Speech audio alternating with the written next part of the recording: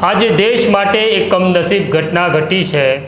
અમદાવાદથી લંડન જતી flight 1:39 take off કરે છે અને 5 જ મિનિટમાં આ પ્લેન અમદાવાદ સિવિલ હોસ્પિટલ પાછળ ક્રેશ થાય છે, જેમાં 242 મુસાફરો પ્રવાસ કરી રહ્યા હતા। અત્યાર સુધી મળી રહેલી જાણકારી મુજબ પ્લેનમાંથી એક પણ મુસાફર જીવિત મળ્યો નથી। આ ઘટનાની જાણકારી મળતા નરેન્દ્ર મોદી, અમિત શાહે ગુજરાતના મુખ્યમંત્રી સાથે વાત કરી અને ખુદ અમિત શાહ અમદાવાદ પહોંચી ગયા છે। આ પ્લેન જ્યાં આગળ ક્રેશ થયું તે મેડિકલ હોસ્ટેલ હતી અને તેમાં રહેતા રેસિડેન્ટ ડૉક્ટરો જ્યારે જમવા બેઠા હતા ત્યારે જ પ્લેન ક્રેશ થયું। અત્યારે મળતી જાણકારી મુજબ આ પ્લેન ક્રેશ થયું ત્યારે 5 ડૉક્ટરોના તેમાં મોત થયા છે અને 50 કરતાં વધુ રેસિડેન્ટ ડૉક્ટરો અને સ્થાનિકો ઘાયલ થયા હોવાના સમાચાર છે। આ કમનસીબ ઘટના છે। ઘટના એટલી કમનસીબ છે કે એક પણ મૃતદેહ હવે ઓળખી શકાય તેવી સ્થિતિમાં નથી। પરિવારજનોને મૃતદેહ પાછો આપવા માટે હવે DNA ટેસ્ટ કરવા સિવાય તંત્ર પાસે કોઈ ચારો રહ્યો નથી।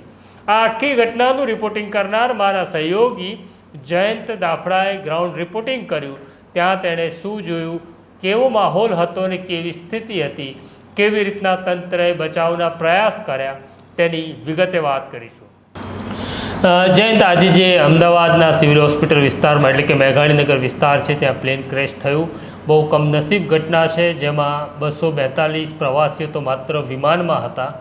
તે હવે તે જીવિત હોવાના કોઈ પુરાવા મળી રહ્યા નથી। તેની સાથે આ પ્લેન જ્યાં ક્રેશ થયું એ મેડિકલ હોસ્ટેલ છે જ્યાં રેસિડેન્ટ ડૉક્ટરો રહેતા હતા અને આજે એવો બનાવ બન્યો કે જ્યારે આ ડૉક્ટરો બપોરના સમયે જમવા આવ્યા ત્યારે પ્લેન ક્રેશ થાય છે। આ ઘટનાની જાણકારી જેવી આપણને મળી તો આપણા સાથીઓની સાથે તું પણ ત્યાં પહોંચ્યો, જેમાં ફૈઝાન રંગરેજ છે, તોફિક ઘાંચી છે, અબુઝર શેખ છે અને તું પણ ત્યાં પહોંચ્યો। ત્યાં શું સ્થિતિ હતી?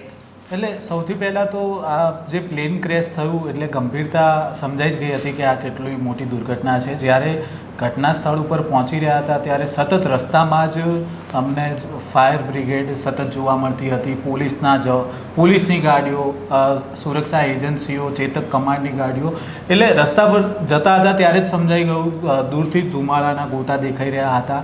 અને જ્યારે ઘટના સ્થળ ઉપર પહોંચ્યા ત્યારે જે એમ્બ્યુલન્સ છે તે આ એમ્બ્યુલન્સોની આવી કતાર મેં કોરોના વખતે સિવિલ હોસ્પિટલમાં જોઈ હતી અને આ બીજી વખત એવું થયું કે સિવિલ હોસ્પિટલ નજીક જ આટલી એમ્બ્યુલન્સની કતાર જોઈ। નહીં માનો તો દર 1 મિનિટે એક લાશ નીકળતી હોય અને લાશ પણ તમે જુઓ તો તમને એવું થાય કે આને ઓળખવી બહુ મુશ્કેલ, કેમ કે આખું બળીને મૃતદેહ ભરતું જ થઈ ગયું હોય તેવી પરિસ્થિતિ। કેટલા માનવ અંગો ત્યાં તમને જોવા મળે, કોઈકનું માથું હોય, કોઈકનું ધડ હોય।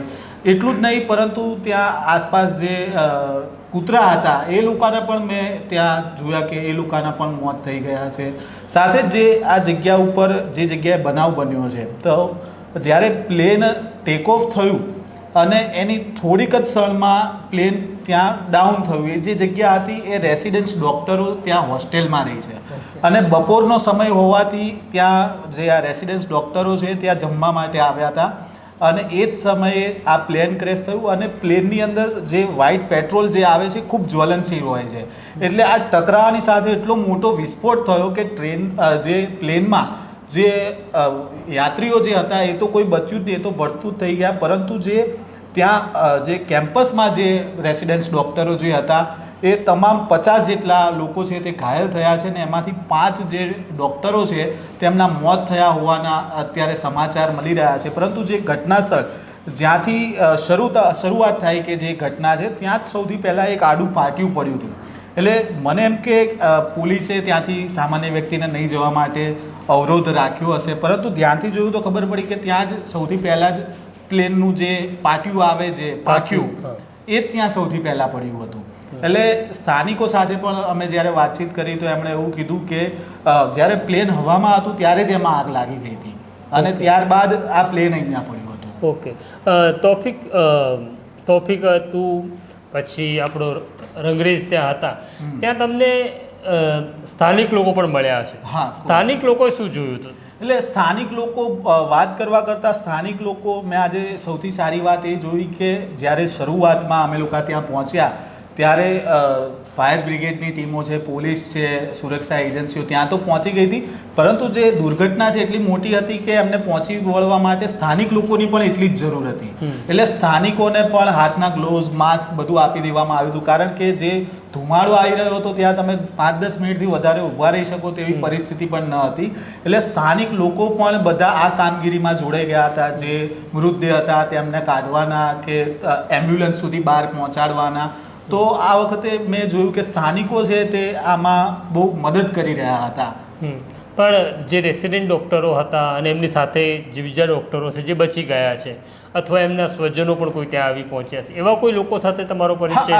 એક રેસિડેન્ટ ડૉક્ટર સાથે વાતચીત થઈ હતી. એણે કીધું હતું કે બપોરનો સમય હતો એટલે મોટી સંખ્યામાં ત્યાં લોકો નાસ્તો જમવા માટે આવ્યા હતા, પરંતુ હવે પરિસ્થિતિ એવી છે કે જે બ્લાસ્ટ થયો ને જે મૃતદેહો અત્યારે બહાર આવી રહ્યા છે એટલે ઓળખવું ખૂબ મુશ્કેલ થઈ ગયું છે કે આમાંથી ડૉક્ટર કોણ છે, કોણ યાત્રીઓ છે, એટલી હજી સુધી ઓળખવામાં, જ્યાં સુધી DNA ટેસ્ટ નહીં થાય ત્યાં સુધી તો હજી તો આનું મુશ્કેલ છે કે નહીં. હવે આપણે દર્શકોને પણ એ કહેવું પડશે કે જે પ્રવાસીઓના મૃત્યુ થયા છે, કે જે મેડિકલ હોસ્ટેલ ઉપર આ જે પ્લેન ક્રેશ થયું જેના કારણે ત્યાં પણ જે મૃત્યુ થયા છે, આ આગ એટલી બધી જ્વલનશીલ હતી, એટલી બધી વિસ્ફોટક હતી કે જાણે એ હવે મૃતદેહ નથી રહ્યો, કોળસો બની ગયા છે.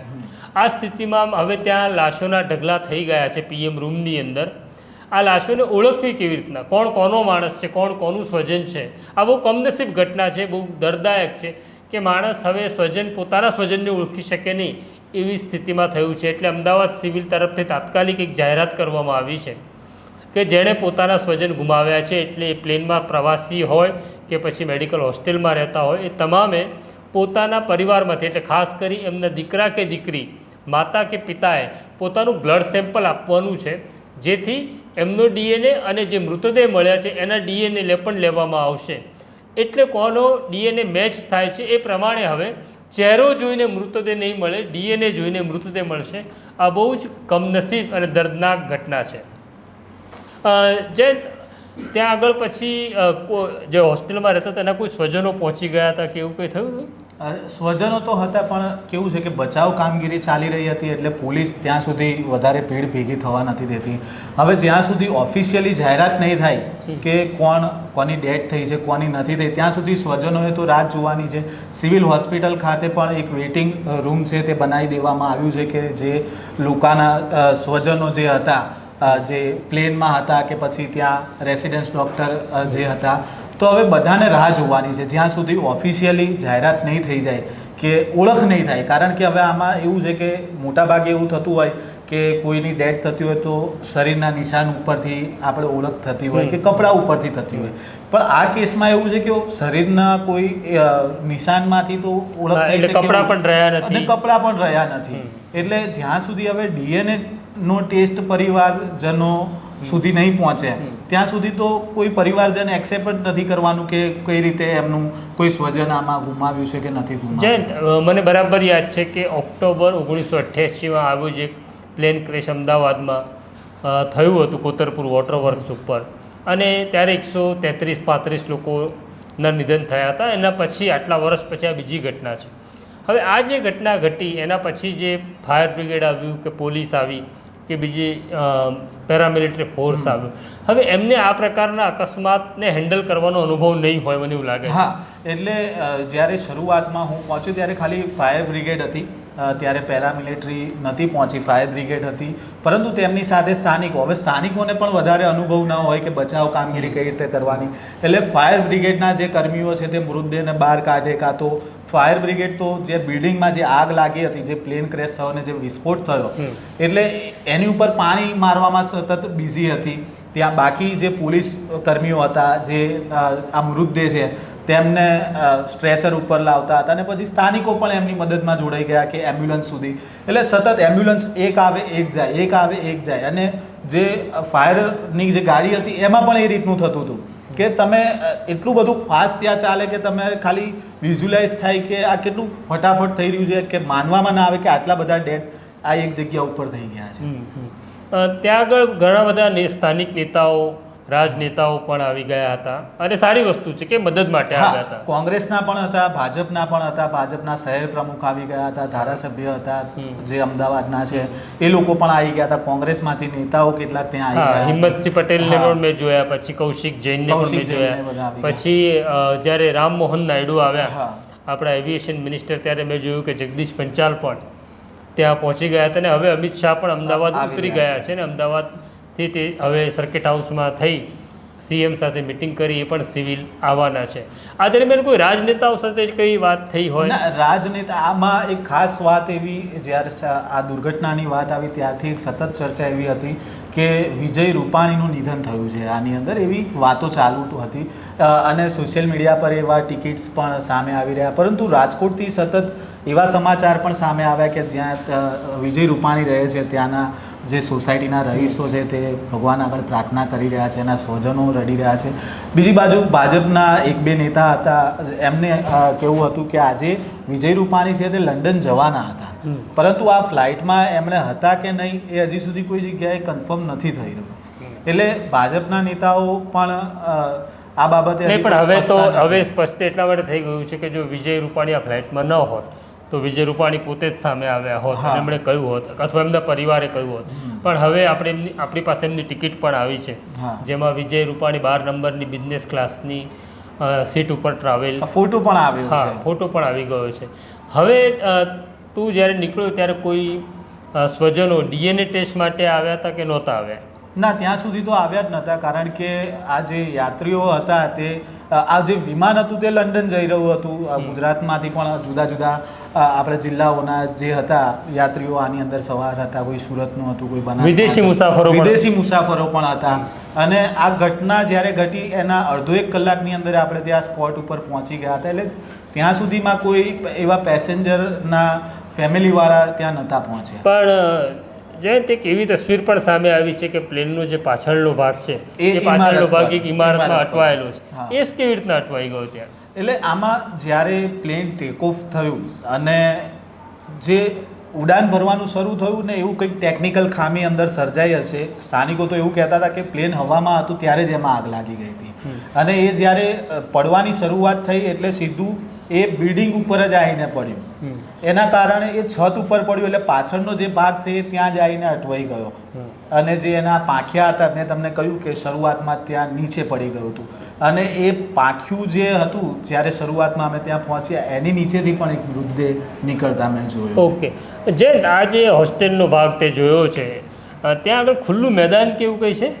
પાછળની સાઈડ એક ખુલ્લું મેદાન છે, પણ આટલું વિશાળ પ્લેન ત્યાં આવી શકે એવું પણ ન. કારણ કે એક એવી દલીલ અને એવો તર્ક પણ થઈ રહ્યો છે કે જ્યારે પાયલોટે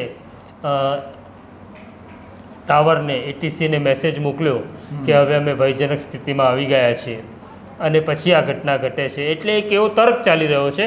એ તો હવે પ્લેનની અંદર એક બ્લેક બોક્સ નામનું યંત્ર આવે છે, જેમાં છેલ્લી ઘડી સુધી શું થયું એ જાણી શકાશે, એનું ઇન્વેસ્ટિગેશન પછી થશે.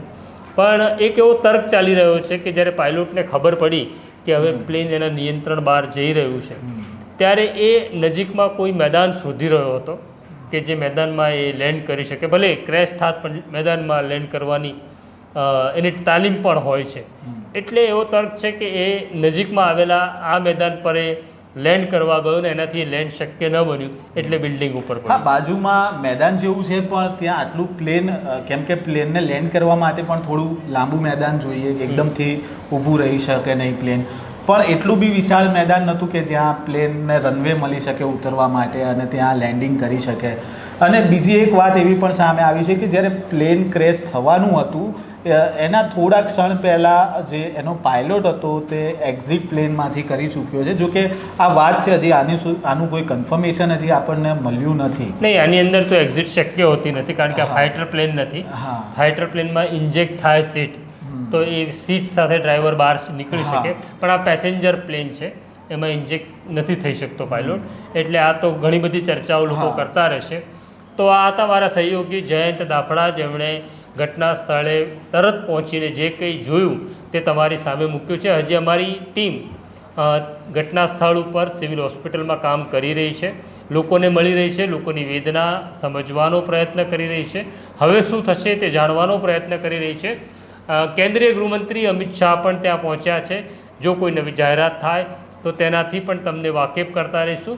આ દર્દનાક ઘટના છે, માટે આજે અમે એવું નહીં કહીએ આ સ્ટોરી કેવી લાગી, કારણ કે અમારી ઈચ્છા પણ એવી છે કે આવા સમાચાર અમારે ક્યારેય તમારા સુધી ન પહોંચાડવા પડે. ખાસ એક બીજી વાત કહેવાની કે અમે સ્વેચ્છાએ એક આચાર સંહિતા પાળી છે કે અમે તમને મૃતદેહના ફોટોગ્રાફ્સ, ચહેરા કે મૃતદેહ નહીં બતાડીએ, કારણ કે આ પત્રકારત્વ નથી. તો આ પ્રકારના પ્રયાસો અમે કરતા રહીશું, તમારા સુધી પહોંચતા રહીશું. તો અમારી સાથે વાત કરતા રહેજો. અત્યારે મને અને મારા સાથી જયંત દાફડાને રજા આપો. જે કંઈ બનશે તમારે સુધી લાવવાનો અમારો પ્રમાણિક અને જવાબદારીપૂર્વકનો પ્રયાસ રહેશે. નમસ્કાર. વૈષ્ણવજન તો તેને કહીએ જે પીડ પરાઈ.